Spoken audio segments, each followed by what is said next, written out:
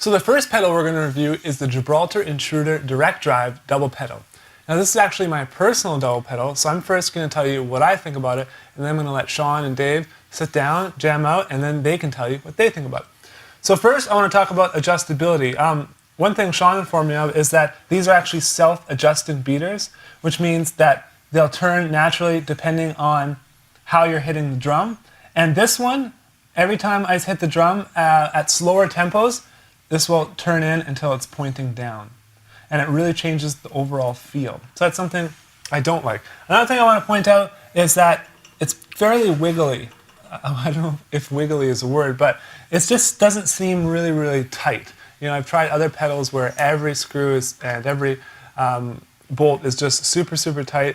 And this isn't something that I generally like, and I don't believe there's any way to tighten it either.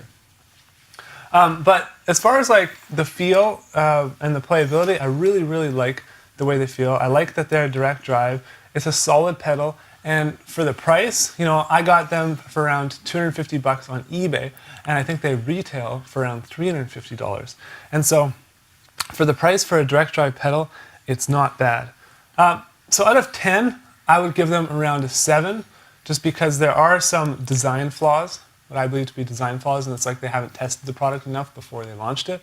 But a 7 out of 10, you know, price is great, and there's other things, the feeling of the pedal and the playability is overall is really, really good. So with that said, Sean, do you want to sit down and try them out? Sure. Okay.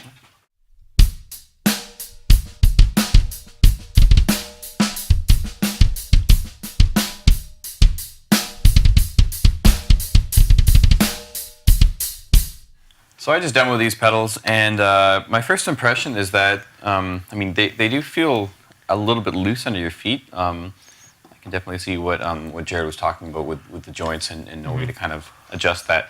But they also seem to pack a really, really hard punch, which is kind of cool. Most direct drive pedals are a little bit lighter feeling, but these actually like hit pretty hard. I generally play Axis pedals, and while they feel great, they don't hit nearly as hard as these do. So it's kind of nice that they have so much power, although I wonder what that would be like if you're trying to play sensitively. So my impression is I'd probably also give them a 7 out of 10. Cool. So now I'd like to let Dave sit down and tell you what he thinks of these pedals. Sure.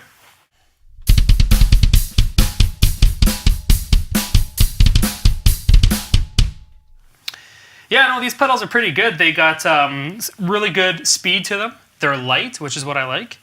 I could totally see what you guys are both talking about with the loose footboard here, which if you can't adjust it, that is definitely something to think about. And I think that if I were to play these pedals with socks, they might be uncomfortable with the design of the actual footboard. And I have played these before. These are Jared's pedals with socks, and I didn't really like them too much. It kind of felt weird. But other than that, I mean, the price is really good for what you're getting. 7 out of 10 is pretty accurate. So yeah. For the value, yeah. Cool, so that's what we think of the Gibraltar Intruder Direct Drive. Now, we've obviously only sat down and just briefly played the pedals. At least these guys have. Dave's played them a few other times. So if you are actually, you know, serious about dropping a large amount of money down on a pedal, definitely try and play it as much as possible. So for an hour, 2 hours, or whatever. We're just giving you our first impressions. I don't want these videos to literally be an hour of us just testing out one pedal. That would be a little bit redundant and boring for you. So now, let's move on to the next bass drum pedal review.